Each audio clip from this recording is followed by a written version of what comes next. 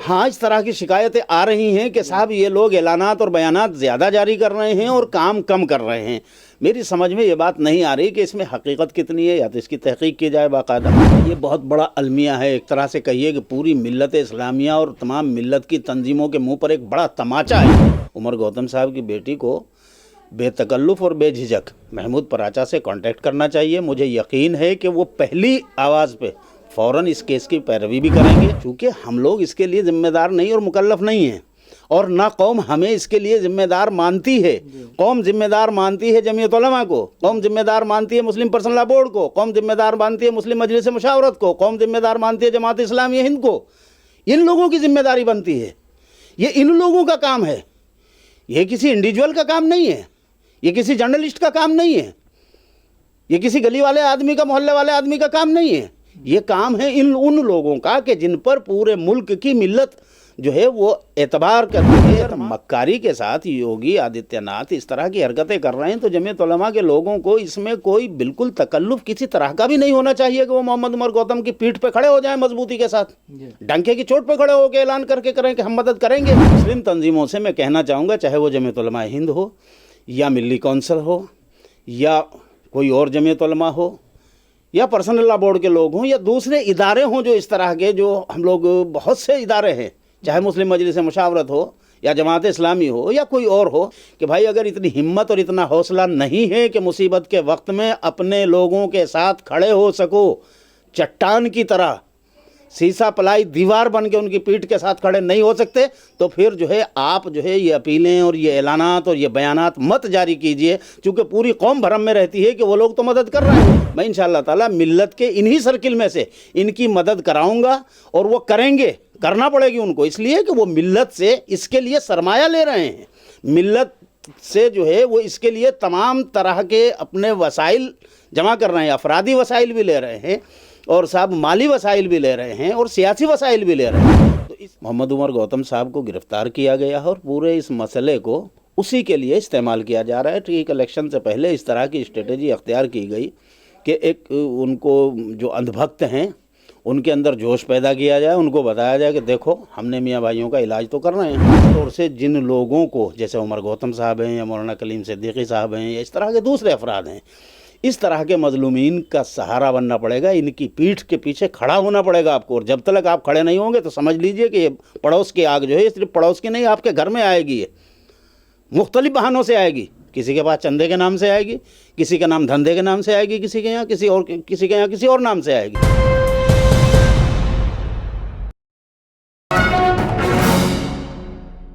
Doctor عمر گوتم، ان کی بیٹی کا ایک بیان پچھلے 4-5 دن پہلے پورٹلز پر کچھ آیا، جس میں انہوں نے اپنا درد بیان کیا اور ایک دیش کی بڑی مسلم تنظیم جمعیت علماء ہند کا نام لے کر یہ کہا کہ جب ہمارے پاپا گرفتار ہوئے تو اس وقت جمعیت نے یہ کہا کہ ہم اس پورے کیس کی پیروی ہم کریں گے. اب یہ ہماری ذمہ داری ہے کہ ہم اس میں پوری قانونی مدد کریں گے اور آپ کے والد صاحب کو یا عمر گوتم صاحب کو نکال کر باہر لائیں گے. اس کے بعد ان کا بیٹا بھی ابھی 1.5 مہینہ پہلے وہ بھی گرفتار ہو گیا.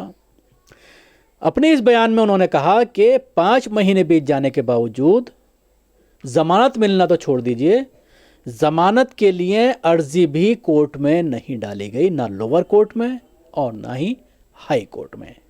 اور اس مسلم نہ صرف تنظیم بلکہ پوری مسلم امہ کو انہوں نے یہ کہا کہ سب لوگوں نے ہمیں اکیلا چھوڑ دیا، میں اور میری ماں تنہا رہ گئیں.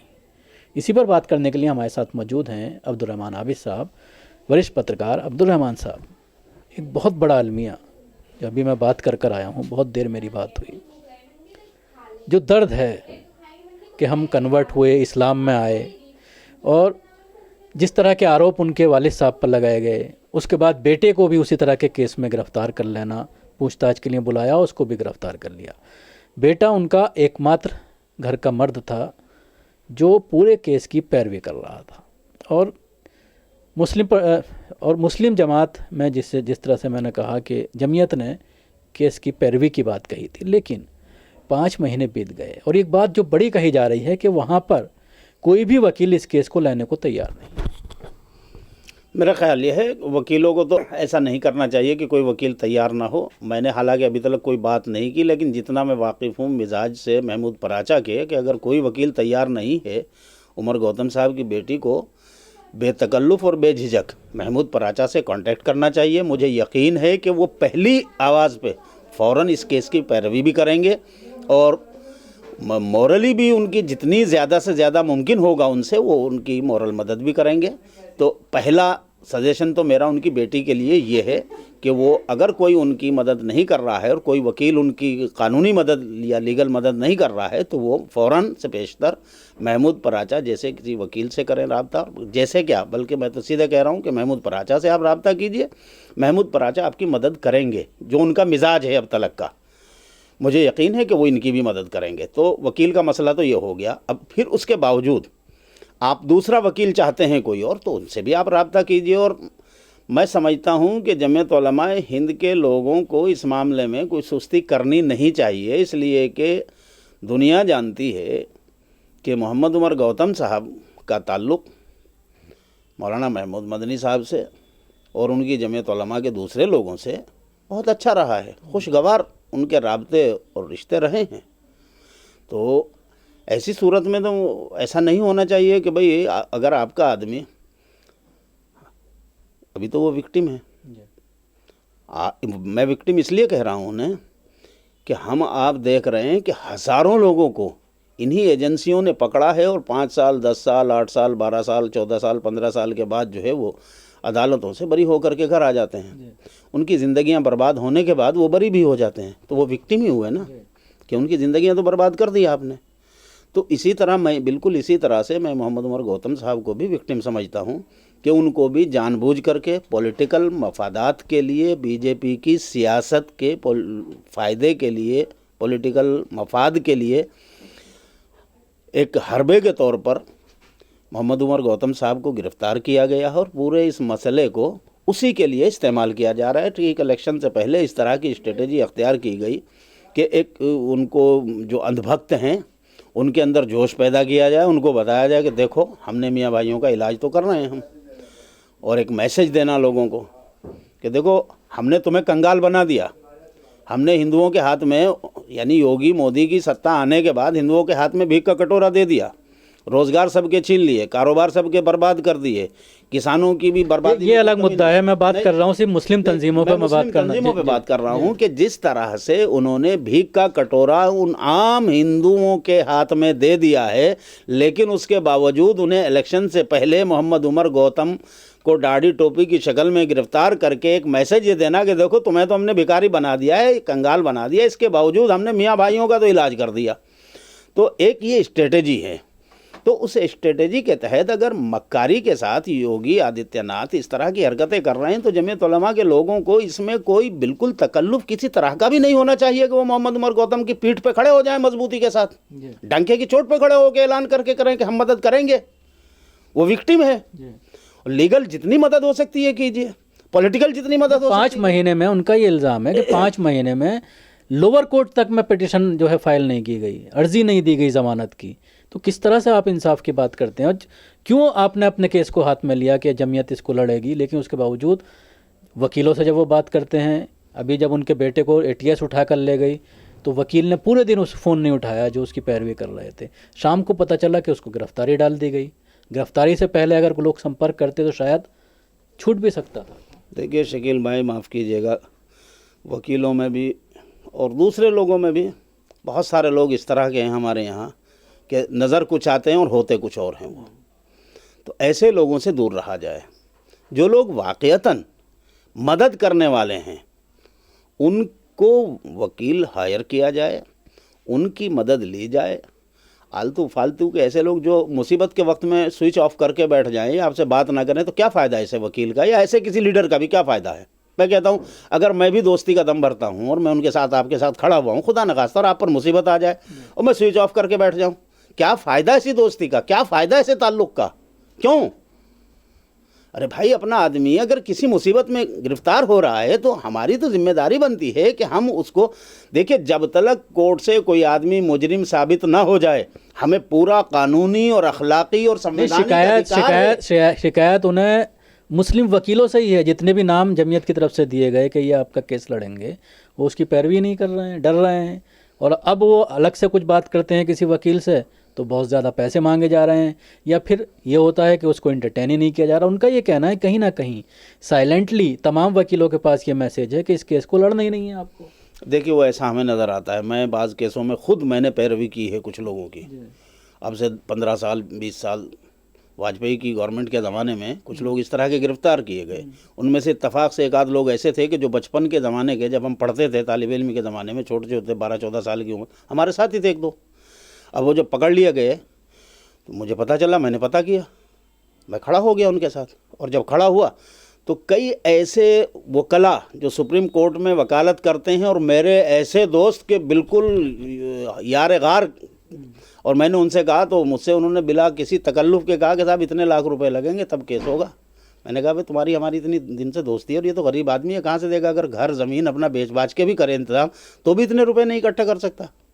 मेरी हैसियत भी इतनी नहीं है, चंदा मैं मांग नहीं सकता कि मैं लोगों से अपील करूं कौम से कि भाई इतना चंदा दो, फला आदमी गिरफ्तार है तो उसके ऊपर मैं पैसे लगाऊंगा, तुम इतने पैसे दो। ये तो मेरे बस की बात नहीं है यार, तुम्हारा हमारा ताल्लुक़ है, तुम किस दिन काम आओगे? बोले इसमें तो इतने पैसे लगते हैं। नतीजा ये हुआ कि मैंने उनको छोड़ा, फिर एक दूसरे वकील से बात की, वो भी मेरे दोस्त थे, उसने बिला पैसे के मदद की और माकूल मदद की अल्हम्दुलिल्लाह। तो तब जाके काम आगे बढ़ा। तो हमारे यहाँ ऐसे बहुत लोग होते हैं कि जिन पर हम भी भरोसा किए रहते हैं कि ये तो बड़ा मिल्लत परस्त आदमी है, बड़ा मुस्लिमों का हमदर्द है या बड़ा मजलूमों का हमदर्द है, ये करता है, लेकिन जब वक्त पड़ता है तो उनकी नकाबें उतरती हैं।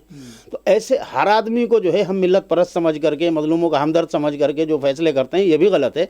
मुस्लिम तंजीमों से मैं कहना चाहूँगा, चाहे वो जमीयत उलमा हिंद हो या मिली कौंसिल हो या कोई और जमीयत उलमा हो या पर्सनल लॉ बोर्ड के लोग हों या दूसरे इदारे हों, जो इस तरह के, जो हम लोग बहुत से इदारे हैं, चाहे मुस्लिम मजलिस मुशावरत हो या जमात इस्लामी हो या कोई और हो, और बहुत से ऐसे ट्रस्ट तंजीमें छोटी बड़ी बहुत हैं कि हम रिफाही काम कर रहे हैं, हम फलाही काम कर रहे हैं। तो हमें चाहिए कि भाई अगर इतनी हिम्मत और इतना हौसला नहीं है कि मुसीबत के वक्त में अपने लोगों के साथ खड़े हो सको, चट्टान की तरह शीशा पलाई दीवार बन के उनकी पीठ के साथ खड़े नहीं हो सकते, तो फिर जो है आप जो है ये अपीलें और ये ऐलानात और ये बयानात मत जारी कीजिए, क्योंकि पूरी कौम भरम में रहती है कि वो लोग तो मदद कर रहे हैं।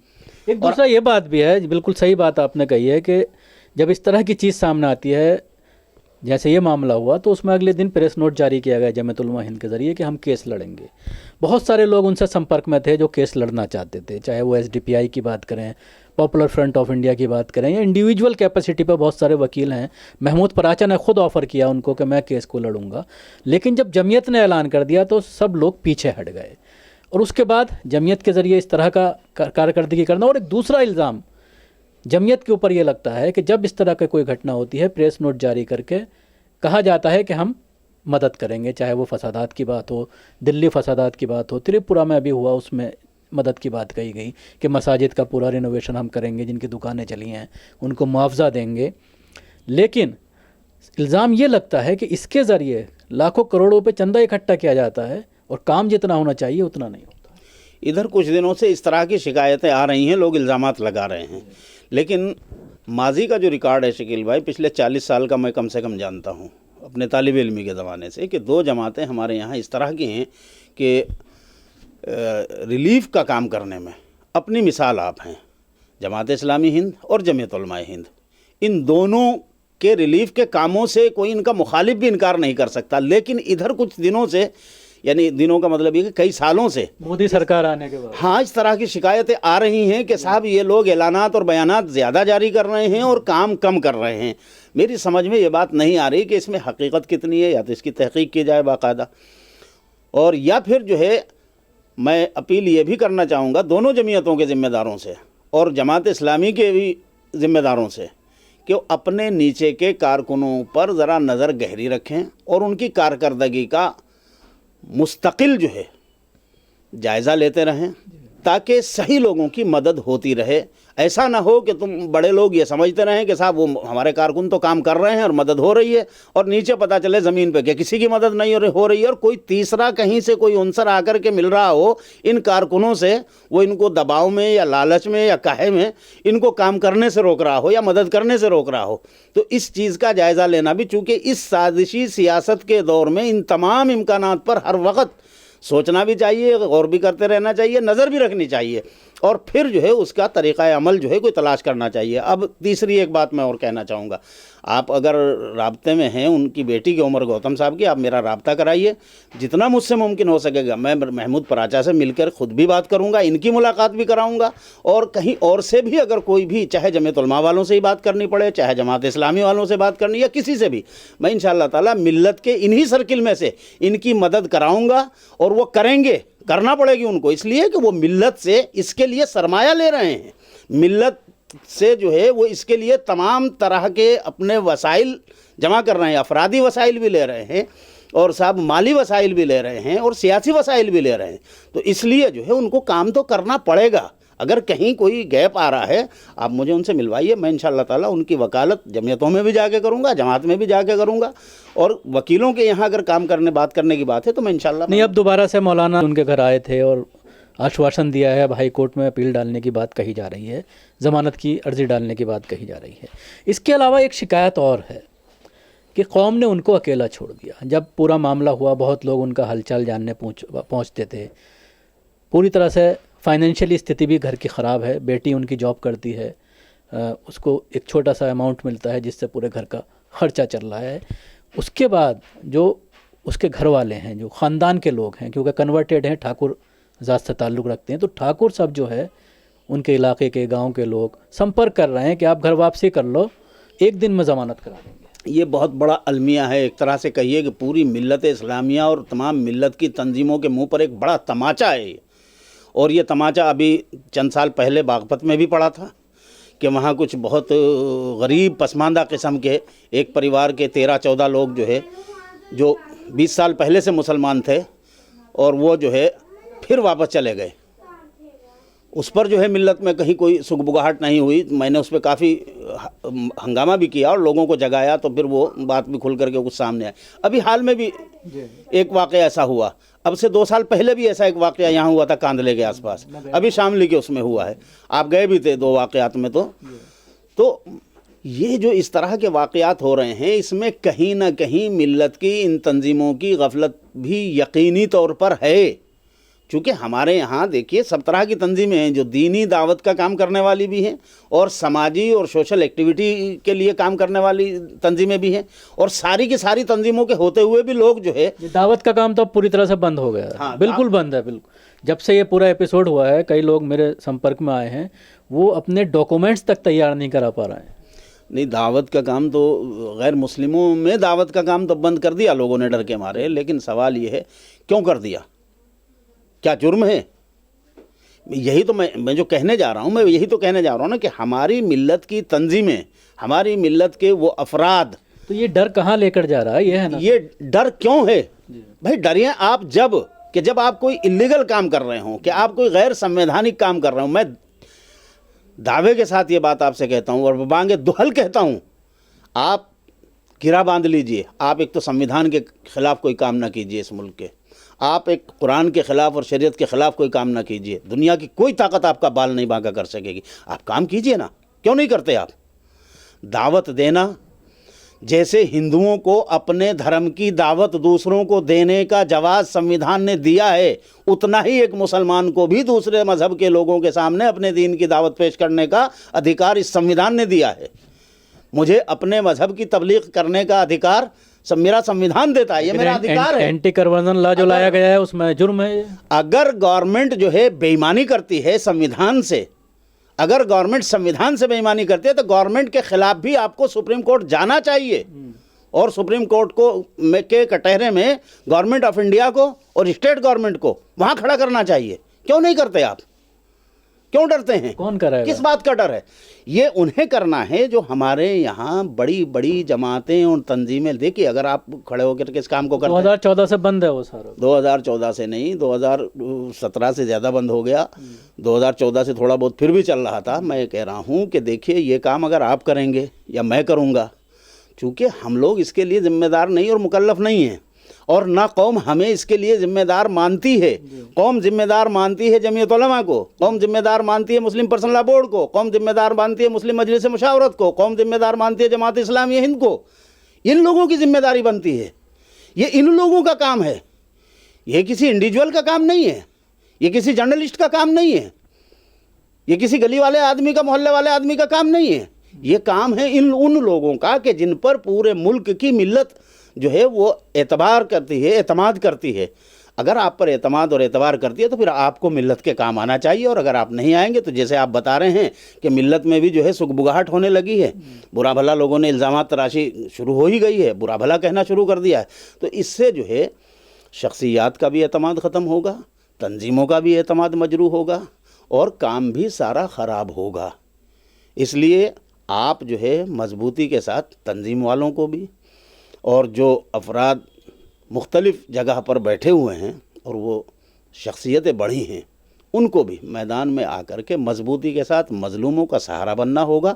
اور خاص طور سے جن لوگوں کو, جیسے عمر گوتم صاحب ہیں یا مولانا کلیم صدیقی صاحب ہیں یا اس طرح کے دوسرے افراد ہیں, اس طرح کے مظلومین کا سہارا بننا پڑے گا. ان کی پیٹھ کے پیچھے کھڑا ہونا پڑے گا آپ کو, اور جب تک آپ کھڑے نہیں ہوں گے تو سمجھ لیجئے کہ یہ پڑوس کی آگ جو ہے صرف پڑوس کی نہیں, آپ کے گھر میں آئے گی. یہ مختلف بہانوں سے آئے گی. کسی کے پاس چندے کے نام سے آئے گی, کسی کا نام دھندے کے نام سے آئے گی, کسی کے یہاں کسی اور نام سے آئے گی, لیکن بچے گا پھر کوئی نہیں.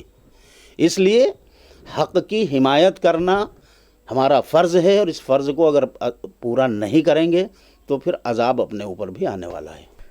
یہ تھے عبدالرحمن عابد صاحب جو ہم سے بات کر رہے تھے, خاص طور سے عمر گوتم کا جو معاملہ ہے اس میں کس طرح سے قانونی پیروی ہونی چاہیے تھی, اس میں کہیں نہ کہیں غفلت بڑھتی جا رہی ہے. اور اس کو لے کر کے جب ان کے گھر والوں نے میڈیا سے روبرو ہو کر اپنا درد بیان کیا تو اس کے بعد کہیں نہ کہیں جمعیت علماء ہند جاگی ہے, اور کہ جلد ہی ہائی کورٹ میں, الہ آباد ہائی کورٹ میں اس کو لے کر کے عرضی ڈالی گئی ہے, اور جلد ہی اس پر سنوائی ہوگی. دلی سے کیمرہ پرسن فیضی کے ساتھ نیوز میکس کے لیے شکیل احمد.